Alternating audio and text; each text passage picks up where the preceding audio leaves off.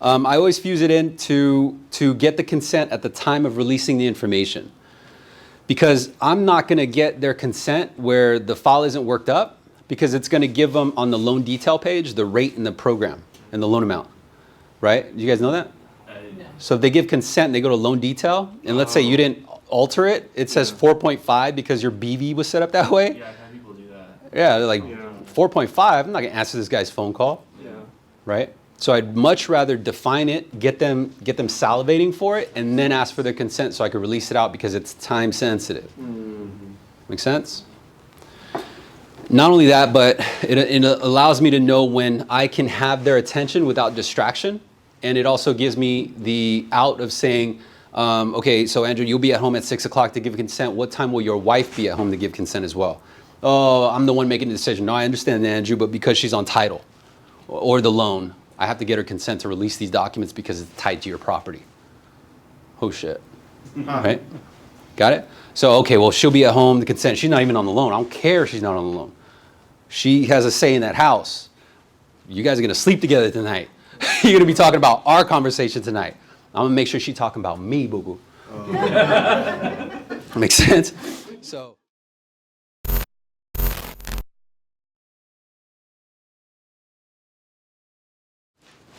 All right, how you guys feeling? Pretty good, man. You guys good? Cool, man. Thank you. Thank you guys for logging in and joining in. I'm gonna try to make this quick because I know it's busy right now. We have a lot of business to capture. It's really a good time to eat. Really good time to come up on some business. And so we're gonna cover 3 topics that I think is shared upon all of us, regardless of your experience level.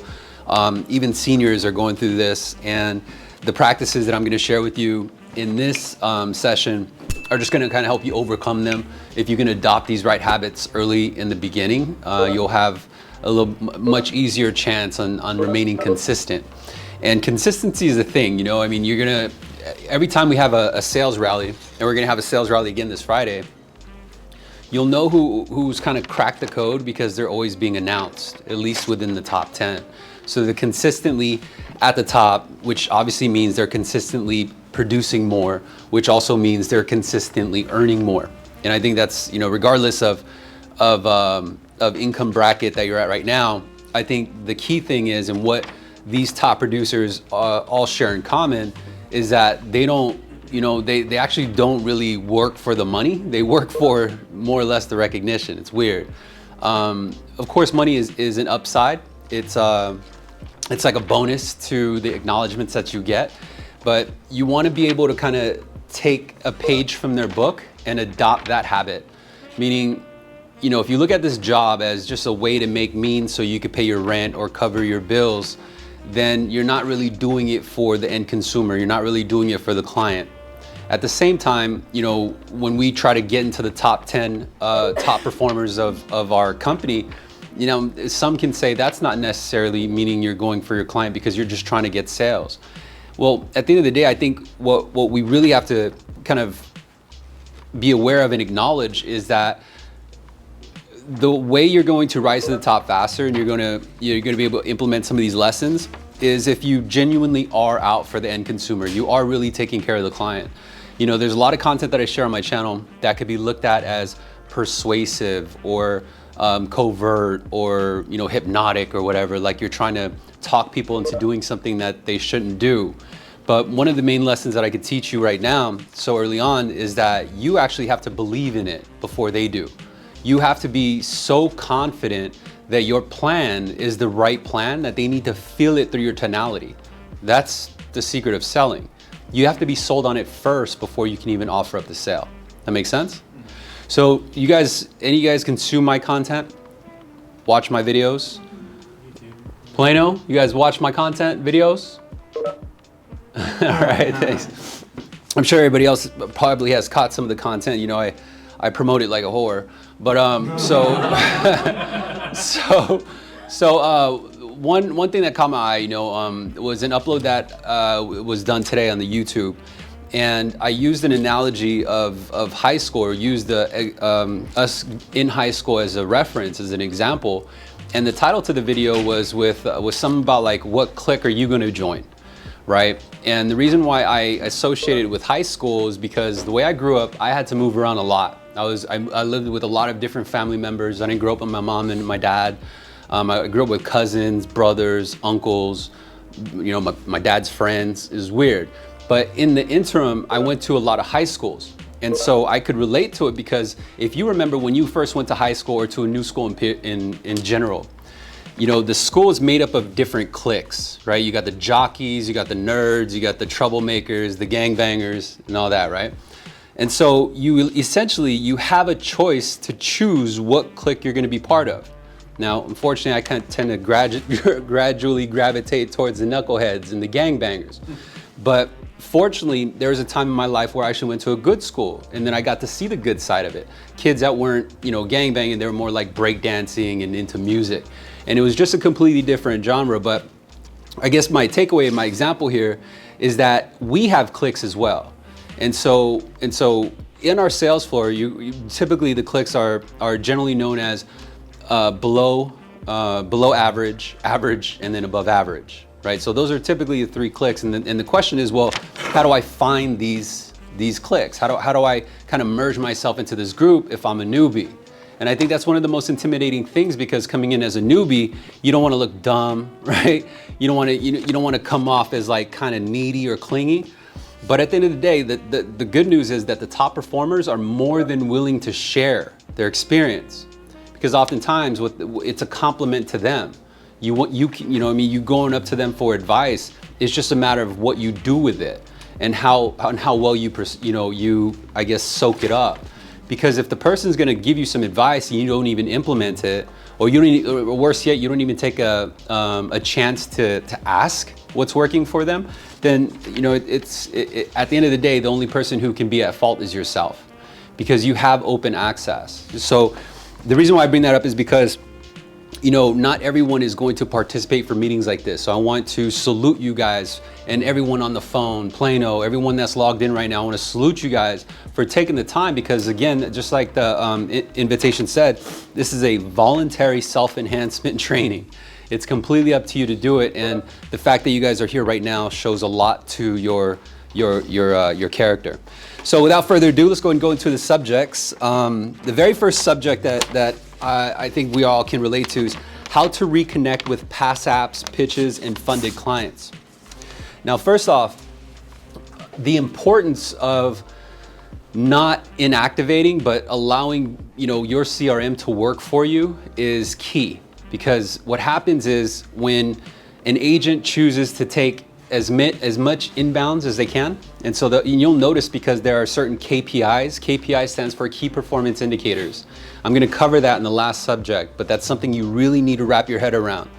And KPIs is something that is not only used at a managerial level, like from a business owner perspective or a manager perspective, to see how the whole business is operating and the efficiency of the business, but when used as an individual, can be your one sole tool to help you save a ton of time and make even more money. So with regards to the topic of inbounds, you know, you have two type of inactives. The most common inactive is inactive because there is no benefit to the borrower. And this is why there's a queue on your CRM that says inactives. And unfortunately, there's a ton of business in there, because, you know, one loan officer could say, oh, I'm gonna inactivate Jim because there's no benefit, but there's no benefit based on who. You see, the LO could have asked Jim, like, okay, well, how can I help you, Jim? I wanna lower your rate. What's your rate? 3.5. Oh, I'm sorry, you know, you can't beat that rate, and then inactivate it. What questions do you think the LO could have asked? What kind of loan program is it, right? Is it an FHA? Also, you know, if I could lower your rate, which would obviously lower your payment, what would you do with the savings? Oh, I would use my savings to pay off 30 grand in credit card debt. So who cares about the 3.5, right? So it's a matter of the LO being efficient before they inactivate it. And so these are the things that you need to pick up on, because you don't want to, you know, look for laydowns. Sometimes we have to use our creativity and dig a little bit deeper, and you'll actually uncover that a lot of people are more than willing to increase their interest rate as long as you can meet a specific need or fill a specific void that they have. So instead of inactivate, there are certain statuses that you can leave that lead on, and then there will be what's called a drip campaign, meaning BV is communicating to that borrower on your behalf. And so if I, for example, because our size is getting larger, and there are oftentimes where we have worked with people we're getting connected with, right? Like they did a loan probably with us back in 2012, LO's no longer here, awesome. So instead of inactivating or putting on nurturing or putting on attempting to call or contact, you can maybe put them on past client. And so what happens is the drip campaign goes out, but because it's under the CRM, your picture and it's coming from your email now. Make sense? So that way you're not inactivating, because who knows whether it's a month, 2 months, 2 years down the line, if there is a trigger on that lead, or if they change their mind and now they're in the market to do a refinance because they need to maybe access some of their equity, who do you think it's gonna go to? It's gonna go to you, because you're the owner of that lead. But if you inactivate that lead, it becomes owner of the call queue. It's no one's property anymore. Make sense? So let's say you do everything right, and let's say you farm it, you let BV work for you. And for some of the seasoned LOs, I know there's not too many here, but for the seasoned LOs, there are a ton of deals that I closed last year from clients responding to an email that I never sent. They responded to an email saying, hey, here's 5 ways to clean your kitchen. And immediately went to me because they thought I was emailing them. Ultimately, it turned into an application. But let's say you go through the process and you manage your leads correctly. Now the question is, well, how do I reconnect with these past applications, these pitches, and these past funded deals? And as I share this with you, I want you to understand that the people that you talk to who are in the process of doing a refinance, especially like with trigger leads or individuals who actually qualify for the deal, chances are, because they didn't choose you, doesn't mean that they're not going to choose someone else. And if they did choose someone else, they were not able to complete the transaction as fast as NAV can. So these other companies are doing their transactions between 45 to 60 days. So with managing your time properly as well as your leads, you can easily call them back in about a couple weeks or 3 weeks, and they're already in process. Chances are they're frustrated with their LO, they're frustrated with the processing, and they're just upset because it's maybe taking them too long, right? But you wanna be able to keep that in mind, because just because they didn't say yeah to you that day doesn't mean they're not gonna say yeah to you in a week or maybe 3 weeks. You just have to diligently follow up with them. But now it's a matter of, okay, well, how do I get them to contact me back, right? Because usually there's the general approach of an LO that will call Jim back and say, hey Jim, this is Daniel with New American Funding. We talked a couple weeks ago. I wanted to see if you're still in the market. It's the wrong way, right? Another one, because Jim could easily say, no, I'm already working with Loan Depot. Another method would be, hey Jim, this is Daniel with New American Funding. I wanted to see if you looked over the numbers. If there's any questions or you want me to revise it, give me a call back. Again, that's an incorrect way to go about it, because they don't want to talk to you anymore. They already said no to you. However, a more efficient way is if you create curiosity. So, for example, if I was calling Andrew back, I'd be like, hey Andrew, this is Daniel with New American Funding. Hey, I wanted to get back into you because I got a campaign that's happening within your area, and it's actually within your zip code. My manager notified me of a few applications that I did in the last 90 days. Yours was one of them. Now, he pointed out some stuff. I want to send it to you for your review, but before I do, let me just confirm, let me tailor it for you. I'll wait for your call back, 949-267-2144. Make sense? So now you're piquing the interest, because what happens is when people hear of a special focus or the word campaign, or there's a promotion that's going on, naturally we as consumers are a little bit more inclined to learn more about it. And so even if they're in process with Loan Depot doesn't have a campaign that we're focused on. There's nothing that like, oh man, it's in my zip code, sweet, right? This is something that I really need to find out. And that's more of an effective way to give them a call back. But more importantly, besides just the voicemail, you need to do 2 more things, which is gonna also teach you to be proactive and get the authorization to do an SMS text, to communicate through SMS. One of the most powerful things that you could do is to nail that down. Because what sucks is if you're trying to chase this guy and he never even gave permission to communicate with him by text, now you're just relying on emails that's sprinkled with junk mail, or you're relying on a voicemail that he's probably never going to return back, because who listens to voicemails? You usually just read the transcription, right? So he's like, hey, this is down New American. Whoop, nope. All right. Which is another thing too. When you leave your voice message, don't announce your full name. Don't announce your company's name. You have to sound like you know them, or they should know you. Because as they're thinking, who's Daniel, they're subconsciously absorbing the rest of your message. As opposed to saying, hey, this is Daniel with New American Funding, they've blanked out. They don't hear anything past that. Make sense? So keep that in mind. So instead of saying, hey, Jim, this is Daniel with New American Funding, say, hey, Jim, it's Daniel. Hey, if you recall, I spoke with you a couple weeks ago. There's this targeted focus within your area that's happening right now. We have this special campaign that's going on within your zip code. And your application came up, my manager pointed you out, and there's a few things that I need to release to you that are time sensitive. If you give me a call back, I'll release it to your email so you can review it. Whether you use it or not, it's completely your choice. But the fact that at least you have the knowledge to take action is going to put you a step ahead of the curve, right? Something to that effect.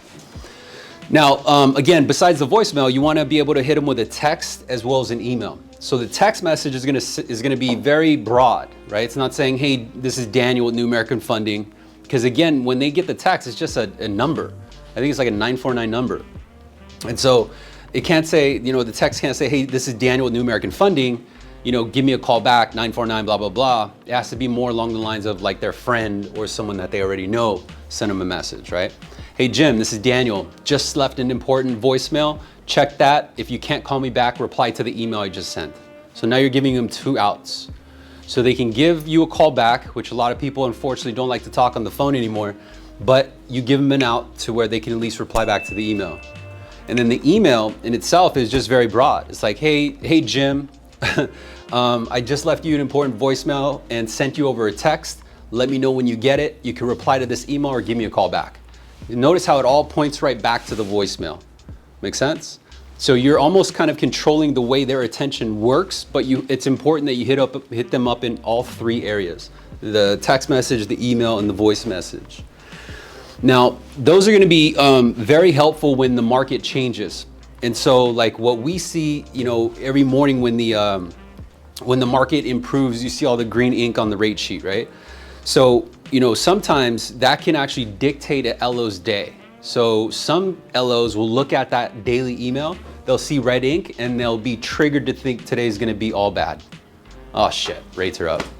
No, I'm not locking the deal. I guess I'm not making any money today. You have to change the way you look at that. If anything, find a way to leverage it. And so if the market worsens, even then that gives you enough, like with my team, I send an email out that says, pull all files that don't have full steps in. We need to cancel the reservation, because we don't call it a lock. We call it a reservation. Make sense? And the reason why is it's very, in my opinion, I think that's the psychological part of it. Because if you lock, and let's say if you don't have full steps in, the prospect believes that they're taken care of. They're locked, they're safe. Right? Okay, cool. I'm safe with New American Funding. Let's see what Quicken has. Or let's see what Loan Depot has. However, if you utilize the word of reservation, now you have reason to implement a fear of losing that reservation. And then you can turn it into urgency by saying, hey, in order to keep your reservation, it's going to expire in 24 hours if I can't validate your ability to secure your reservation. Now, there are a few documents I need in order to secure it, which is basically a pay stub, a W-2, a recent mortgage statement, proof of insurance on the home. Anyway, don't worry about writing it down. I'm gonna email you an email that says items needed in the subject line. If you can get those to me within 24 hours, I can protect your reservation. Otherwise, my manager is gonna cancel it. And then we're gonna be prone to market condition at that time. Make sense? Just different verbiage. But it's very effective because they don't feel like they're locked, and more importantly, you're not giving it away. You see, I think a lot of loan officers are quick to give it away, and this is why they're failing. Because what happens is they give it away to either too much information up front without getting anything in return, not understanding the concept that sales is a give-take relationship. If they want something from you, before you give it, you got to take something. Got it? A lot of LOs don't understand that, and it's unfortunate because all those leads could have went to closers, could have went to us. We could have turned that into a deal and added that into the pipeline. So keep that in mind, because if right now, you're not using my script that I share for free, or you're not using an effective method to keep your talk time up, so your initial average talk time should at least be 10 minutes plus, at least in my opinion. But when you see LOs that have an average talk time, and you should understand what your talk time is. If your average initial talk time's under 10 minutes, then that's a red flag, not only to upper management, but it should be a red flag to yourself, that you're not taking the time to slow down and treat these people like people. You're just treating them like traffic. Make sense? So it's like, hey, where do I go for here? Oh, you go over here, right? As opposed to, hey, well, what are you looking to do over there? Really? What's that mean to you? Why is that important to go over there? That makes sense? You're getting to know the person. And that's usually what separates a top producer from someone who's mediocre, is that they are actually genuinely concerned and interested in helping the person. It comes through in their tonality, it comes through in their delivery. And I think that's one degree that you can use to separate yourself from also our competition. So the Loan Depots, the Quickens, the Better Mortgages, or what have you. But besides past applications, so when you have past applications, after you do your pitch, I think there's one that says pitched status on it. I usually would like to keep it in nurturing. That way there's certain drips that come out, but you can also bucket them. You could bucket them in the specific type of loan that they have. Like I have buckets that are called Streamlines and Earls. I got another bucket that says full doc government. Another bucket that says redo. Another bucket that will have rate table, especially right now. Because if you can't flip a rate table, or if you can't flip just a general lead, you can target that bucket. And so let's say we get a rate sheet and FHA or VA improves by 3/8. Now I can go to that bucket and blast to these people. But I'm not gonna blast to these people and say, hey, rates went down, because that makes it general. So it means rates went down for everybody. Make sense? Say, hey, I wanted to notify you, we got a campaign that's going on. It's targeted within your area or within your county of Orange. And there's some information that's time sensitive, and I need to get it out to you. Before I send it out to you, let me confirm a few things first. Give me a call, right? And so again, it's a give, take type relationship. Now, instead of past applications, how do you do that same approach to someone you've already pitched? It's very similar. So if you've already pitched this person, meaning you've showed them your cards, and you've made the request, but they went ghost on you, or they talked to the wife and they said, my wife didn't want to do it. She didn't feel like the savings was enough, whatever the reason is, but you pitch and you genuinely try to get that business and they just didn't bite. Well, number one is you want to take heavy notes, right? So if he says that the wife didn't like the savings, mark it down. Because what's going to happen is when you go back and revisit that lead, you need to be prepared to overcome that first. So in other words, I would try to get in contact with the wife. I'd bypass the husband, go directly to the wife. Make sense? Now, if but if you did pitch it, the same approach is a past applicant. Like, hey, Andrew, this is Daniel. Hey, I know that I sent you over a set of disclosures that had had a quote on it, but the market's changed, and combined with a special campaign that we got going on within your area, there are a few homeowners within your neighborhood that I was able to revise their disclosures. I want to do the same for you because I think it's worth your time. Make sense? Now I got my foot back in. And all I'm doing is just bringing back OB, but before I release the information, what I'm going to do is ask him certain things that are going to let me know where he stands. Like, hey, Andrew, since we last talked, have you started the process anywhere else? Have you had your credit pulled with any other company? Have you done an appraisal, right? Because now you need to know where they stand. Because if you find out that they started with a company, let's say Loan Depot, say, awesome, great. What did you secure? What did you lock in? Now he's going to tell you the exact numbers you got to beat. It's going to save you a ton of time, as opposed to just throwing out pitches and hoping he bites one of them. Got it? All right. Now, past funded clients. Past funded clients are, the clients, whether they funded with NAF or they funded under you. And this is actually going to lead into the second topic of how to increase your unit your funded unit count by an additional 25%. So a lot of the top producers and a lot of the seasoned producers, you know, they have a majority of their pipeline are their own past funded clients. And I got a few agents on my team that knows how to really work that system in their favor. And they understand certain things like churn hits, they understand things like EPOs, you know, because with a churn, like with Wells Fargo, it's typically 6 months from funding. Whereas if it's from NAF, it's 12 months. You guys know that? All right.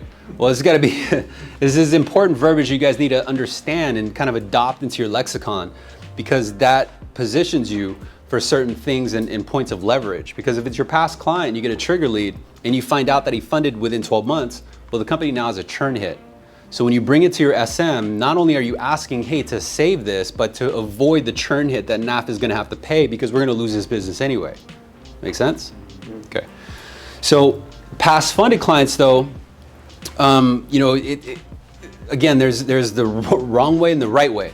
The wrong way is to contact your past client and say, you know, hey Andrew, it's been a while, long time no talk, Happy New Year. Hey, I wanted to check in with you to see if you're interested in pulling any cash out of the home, or maybe I could run a couple quotes by you, see if we can help lower your rate and lower your payment. It's a wrong way to do it, even though it seems like that's the most, you know, logical way of going about it.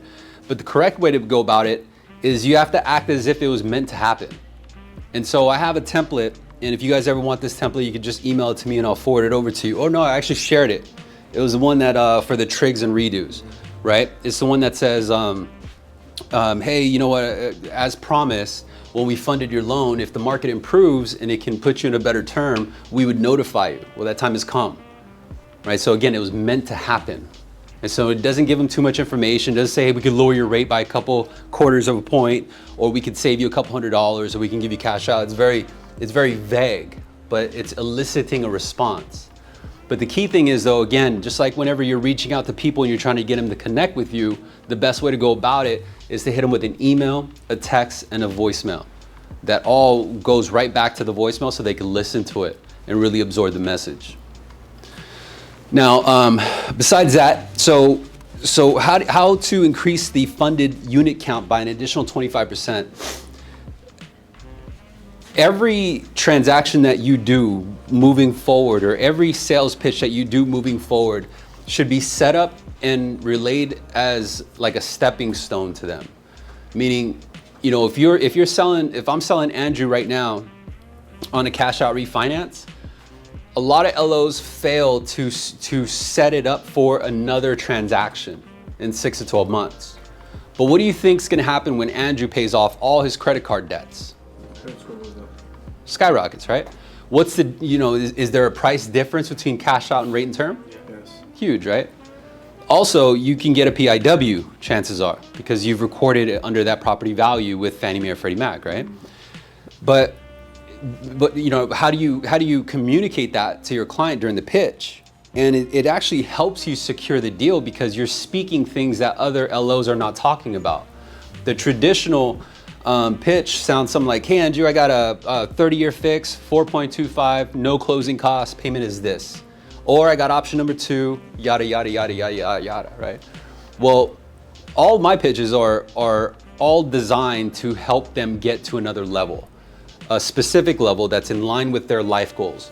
So if I find out in the conversation that they want to ideally keep the house and pay it off, I'm going to set up my stepping stone, meaning the end result, as in 6 to 12 months, what we're gonna do is come back in, because you're a client, as long as you don't miss any payments, we could provide a courtesy service, meaning no lender fee, right? Just make sure you don't miss your payments. What do you think they say? Oh, I'm not gonna miss my payment, right? So, okay, great. If you don't miss your payment, then you have client loyalty reward program that you could use with New American Funding. This is how we, you know, show our appreciation to our loyal clients. Meaning in 6 to 12 months, you know, I'm going to monitor the market. After we pay off all your debt, Andrew, your credit score should skyrocket, should increase. By that time, I could show you how to even shorten the term of your loan. Because with an improved FICO, higher or larger amount of equity, and without the use of any cash, because we're basically making you debt free, not only will you have more assets and money in the bank, but you'll be in position to reduce your term by a couple years. So for example, if I can show you how to shed 5 years off the life of your loan, that's 60 less payments at $2,000. That's over $120,000 I could save you, right? Again, depending on what your goal is. But after this transaction, this is gonna set you on pace to either become debt-free or have your house paid off by a specific date. Got it? Now, what happens is when you adopt this practice of selling every deal as a stepping stone, it now primes them for another transaction within 6 to 12 months. So after 6 to 8 months of originating new deals and funding new deals, guess what happens? It's 6 months from 6 months ago, right? So now you're actually increasing your overall unit funding count because of the people that you've already done business, they already were expecting for you to do it again. Make sense? Very effective. And because you sell them in that specific way, they feel part of something. They're not just, it's not a quick transaction, right? They feel part of a plan. And it's very, very effective to sell them that way because that's how you get referrals and that's how you get long-term business. I'll go through some of my past redo clients and I'll notice I'm flipping a lot of them 2 times a year, which is crazy, right? Like that's wild. But this is how America operates. They need more money. Liabilities go up. Cost of living increases. Things change, right? They have kids. They got things that they need to do. And oftentimes, even though if you sell it as a bridge or like a stepping stone to become debt-free, increase your FICO, shorten it for 5 years, more than often, by the time 6 years or 6 months comes around, they're right back to square one. Another 25 grand in credit card debt. Another 30 grand in credit card debt. You're doing another cash out back to a 30. Make sense? So, but there are those who actually follow the plan and you dramatically change their lives and it feels good, right? It really does feel good, but that's how you press on getting referrals. That's how you press on getting the positive reviews that you can then use to generate more business.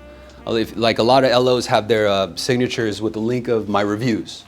Right? Not too many LOs even really leverage their reviews on social survey, but that's something that you need to leverage. So plug that into your Facebook, plug it into your LinkedIn, plug it into your social media, because when they see that, they could share it, they could like it, and you can leverage it for yourself. That makes sense, guys? Yeah? All right. So next one is how to improve your lock to submitted ratio.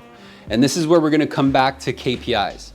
KPIs is very, very important. Your manager has access to these, and this is something that each and every single one of you needs to really know.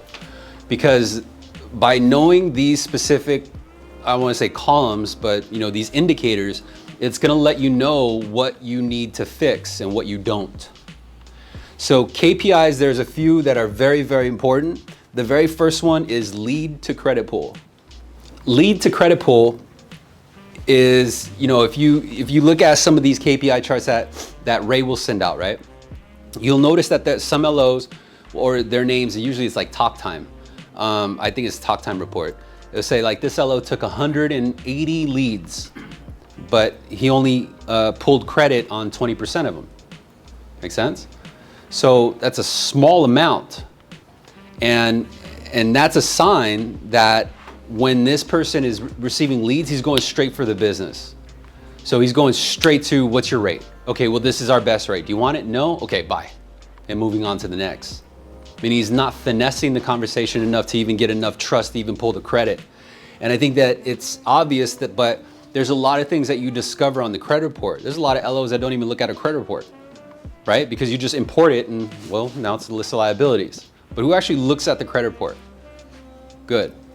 And when you look at the credit report, what does it tell you? It tells you what comments that the credit bureaus make. And even if the prospect had a 760 FICO, the credit bureaus are gonna still put negative comments, aren't they? Bastards, they're mean. But what does that mean that we could do? It means that we can leverage that fear, right? So, hey, Andrew, I know you got a 776 FICO, but man, Experian just keeps saying that your revolving debt to credit limit ratio is too high. I want to help you remove that and get you to the top 1% of the country and get your FICO north of 825. I think we could do it, but this is how. Now it's different. some that, you know what I mean? Now I just turn this prime borrower who thinks he can walk on water and get the lowest rate. Now I got him cling to me because he wants to get to that elite status. You got to remember that a lot of people with a higher FICO, no debt, they're all about status. You know, they think differently than your 525 FICO going for that FHA cash out 80%. Right? So understand that, because you know you need to know how to leverage it. But besides that, what a credit report does tell you also is their credit accounts, their max credit limit, and then their balance, right? So you'll notice that their credit limit could be like 10 grand, but they hold a balance of 9,600. And then they got other credit cards that are also maxed out. That tells you a lot about how they're living. It means they really need help. Even though they're gonna tell you like, oh, I don't wanna add my debt to my mortgage. I'm trying to pay the mortgage off. Okay, buddy. You have fucking $2 to your name, bro. But you know, you got to be able to come in and actually position yourself to open up those ideas. So even if they tell you like, hey, Daniel, I don't want to add my credit cards to my mortgage, say, yeah, no worries. You know, just move on. Just know that you could save it later for your second call, your actual pitch call, because that then becomes your idea. That makes sense? Yeah. So you already know that my strategy in doing my pitch, it's never to give them a call back and say, hey, Jim, I put a couple options together. Do you have a pen and paper? I'm always going along the lines of, hey, Jim, I'm getting ready to send out your disclosures and I found something. I want to run it by you before I send this out and get your feedback first. That's the pitch. That's the opening to the pitch, right? Because what happens is that then allows me to bridge to what's called conditioning. Like I'm actually framing the sale. And so that's when I go over the credit report. I'm like, hey man, this credit bureau is saying this. I think I can help you remove it.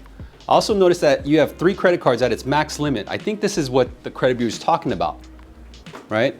And so on and so forth, or whatever the situation may be.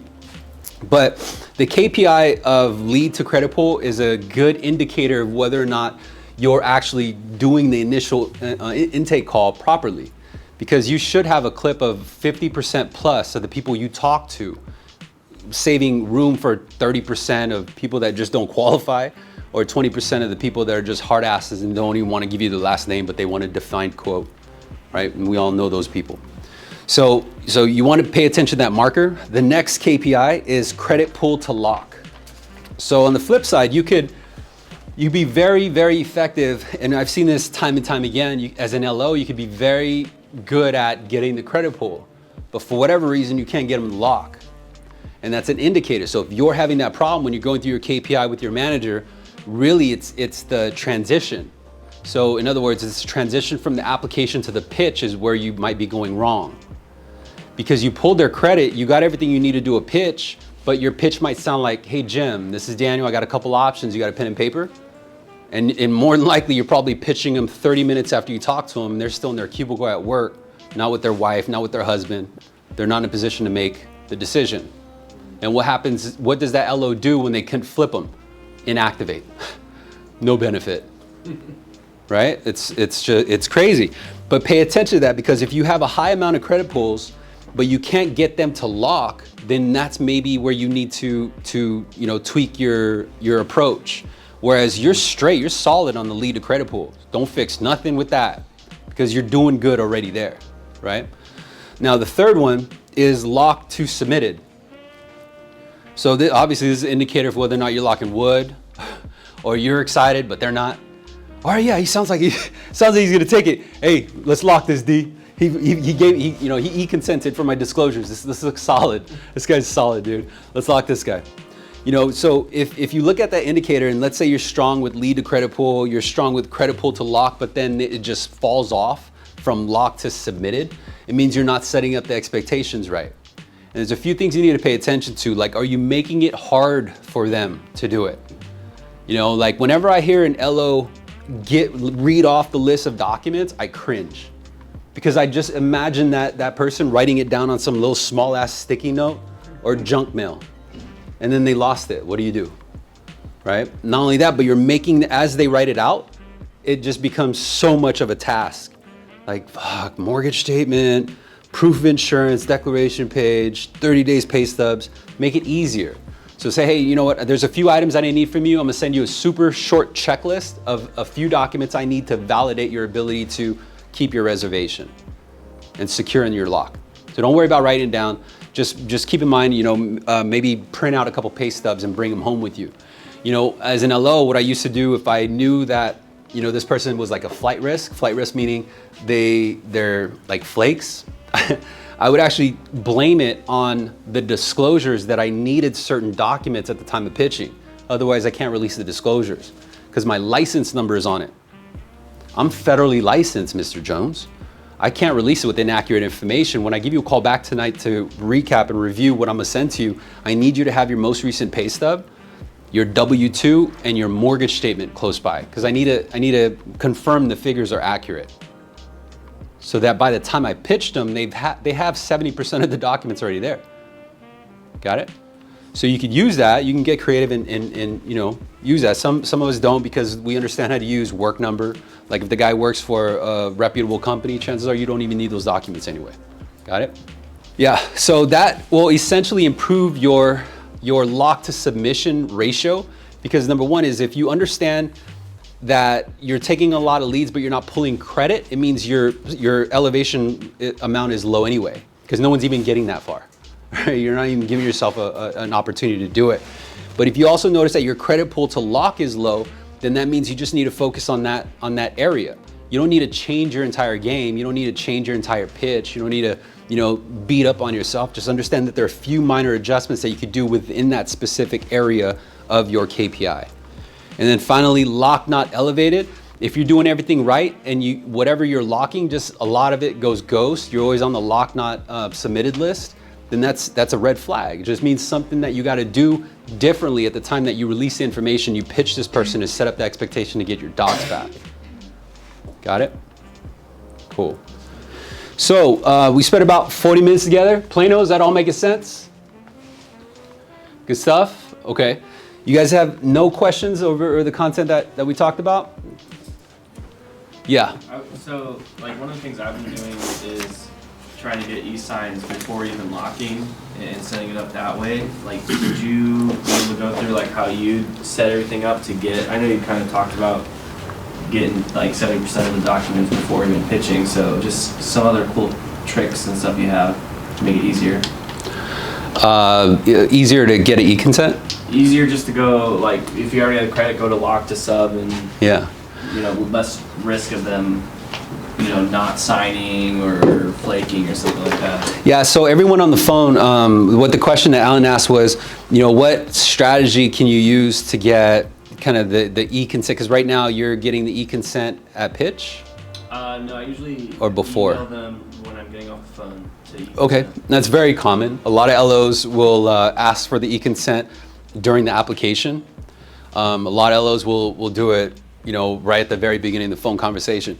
In my opinion, I think it just because the way my sales flow is set up, I don't release information. I always kind of build up the hype, but yet at the same time making them feel whatever they get is what they get, because I pounded into the conversation that we're a direct conduit to the source. The only thing I could show you is what is available in the market today, is what you qualify for today. That makes sense? So I'm not talking about, we got the lowest rate and we got 2.75%. Please don't ask me the fees, right? Because there's discount points all included in that. So how I usually set it up is I'll leverage the e-consent as a means to identify when both of them are gonna be home. So I kind of paint the picture as if they need to be at a home computer or tablet to consent, right? Because if I ask them and I say, hey, Andrew, when are you going to be at either a home computer or tablet to give a consent so I can release the disclosures? All he's thinking about is, when's he going to be by his iPad, right? He's not thinking, oh shit, this guy's going to pitch me at 6 o'clock. He's just thinking like, okay, I got to be at a home computer. They don't know the rules, right? So I never said you can't do it at work, but I'm going to make you believe that, right? Because I don't want him to do it at work. Because if I pitch this guy at work, what is he going to tell me at the end? Got to talk to the spouse. I already know that, so why would I pitch him at work? But you'll be amazed how many LOs still will not adjust, even though they know that that's not working. A lot of LOs will continue to pitch this person at work. They'll continue to say, let me put a couple options together, even though that's not the right way to do it, right? You don't say I got a couple options. So anyways, to answer your question, I always fuse it in to get the consent at the time of releasing the information. Because I'm not gonna get their consent where the file isn't worked up. because it's going to give them on the loan detail page the rate and the program and the loan amount, right? Do you guys know that? So if they give consent, they go to loan detail, and let's say you didn't alter it, it says 4.5 because your BV was set up that way. Yeah, I've had people do that. Yeah, they're like 4.5. I'm not gonna answer this guy's phone call, right? So I'd much rather define it, get them salivating for it, and then ask for their consent so I could release it out because it's time sensitive. Make sense? Not only that, but it allows me to know when I can have their attention without distraction. And it also gives me the out of saying, okay, so Andrew, you'll be at home at 6 o'clock to give consent. What time will your wife be at home to give consent as well? Oh, I'm the one making the decision. No, I understand, Andrew, but because she's on title or the loan, I have to get her consent to release these documents because it's tied to your property. Oh shit, right? Got it? So, okay, well, she'll be at home to consent. She's not even on the loan. I don't care if she's not on the loan. She has a say in that house. You guys are gonna sleep together tonight. You're gonna be talking about our conversation tonight. I'm gonna make sure she's talking about me, boo-boo. Makes sense? So that's how I would address that, if that answers your question. Does that make sense, Plano? All right. Any other questions? You guys got me right now, man. This is wide open. I have a question. Yep. So if you have somebody that locked in and basically she's a shopper, like literally locked her in on Friday when the bond was really, really low. Yep. And then like I've been asking her like, hey, I really need you to sign the disclosures. I need your wet docs. I told you I needed this like by Saturday, no longer. So she's like, yeah, we're still shopping. And I'm like, listen, like I can bring any loan estimates that you still have, but sign this. This does not fully tie you, but I still need this information. I pretty much done everything to get her back, to get her to like at least answer. Send her like snippets of the bond, highlighted where she logged, highlighted where we're currently at. Like no answer. Like how would you approach somebody like that? So number one is for everyone on the phone, the question was dealing with a shopper. So you app someone when the market dropped, you gave them a quote when the market was at a low, the market's obviously changed, gone up, and you follow up and the person says, I'm still shopping, they're not doing the e-consent, they're not doing the wet SIGs or STIPs, right? So number one is how that in itself is actually a win, because again, it allows you to kind of assess what you did that put him in that position to begin with, right? And so then you're gonna identify, okay, what could I have done differently? And so chances are what you could have done differently is number one is too much information can sometimes push them away, even though it makes sense to us, right? It's very similar to the abbreviations and speaking a different language. Like, if you ever like, I don't know if you have any bilingual friends or whatnot, but if you're ever in a group of people and they're talking a certain language, and you don't talk that language, don't you feel uncomfortable? Like, what the fuck you say about my mama? Right? It's almost, you're defensive, right? Like, even though they're probably like laughing or having a jolly good conversation, you still think it's targeted. That's just us. This is how we operate. Anyway, what happens when, on the flip side, when we're talking about mortgage terms and we're showing them all these Excel spreadsheets, we're showing them different payments, it's information overload. And so they defend themselves by not wanting to make the wrong decision. So therefore they don't make a decision at all. So they want to compare it. Really what they're doing is they're not comparing it. They're just looking for someone who's making it easier for them to buy it. Got it? But coming from a junior level and kind of, I'm not saying you're inexperienced or anything, but less seasoning, we think it's right to do above and beyond because we want to show them these real cool calculators. We want to show them this real neat Excel spreadsheet that I just made. It looks cool. Right? It's saving you $363.72, right? It's all down to the penny. But if you assess it and you really figure it out, chances are you may have used the word to lock in. Like if you want to lock in, I need these documents, right? And it could have been to the point where you gave them options also at the pitch. So therefore, like, okay, which option do you choose? They don't want to make the wrong decision. So they're going to say option number 3, but then, oh man, what about option number 1 or 2? Give me some time to think about it. Make sense? So by the time you pitch your deal, there shouldn't be any option. As a consultant, as a expert, you should already know what's best for them. Got it? Because there's only so many options. Of course, they're all going to tell you want the lowest rate and the lowest fee. But every time anyone's ever sent that to me, I've never given them lender credit to pay any of their costs, even though they wanted a no cost. right? Because I was able to justify it and say, hey, technically you could use your deferred payment, or you could finance it in the closing or in the loan amount, and then you could walk away with additional savings, right?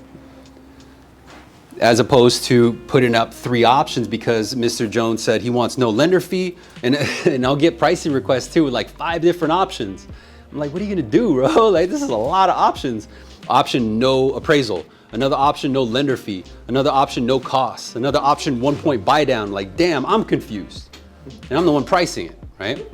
So you gotta think about that. You gotta have empathy. Because if you give them too much information, keep in mind that if you tell them, well, what option do you want? Now the spotlight's on them. They could get stage fright. Whereas if you pitched it to a point where like, hey, you know, based on what you shared with me, I found these things, and if your true goal is to do X, Y, and Z, then you should be doing A, B, and C first. This is how you do it. And that's one option, right? It's not even an option. This is what you got to do. I say, all right, you know, I know it sounds great and all, but at the end of the day, I can't say that you're qualified for this. But what I can do, because with fear of the market increasing, I can make a reservation. It's only gonna last 24 hours. My manager's gonna wanna make sure you qualify for the deal before we even put any time into this. So before you even pay for an appraisal, before you invest any time going down this path, let me make sure you got a bridge to cross first. Because if you don't have a bridge to stand on, there's no point in even taking your first step. Make sense? So now I have reason, it's less threatening to send your documents to me and for me to get those wets and those e-signs. I would use that. Yep. Got it? Plano, you guys look like you're falling asleep. Any questions over there? Good? All right, straight. Any other questions, guys? No? Good? Good stuff? Yeah. All right, man, I appreciate you guys taking the time. I'll see you guys on the next one. Yep.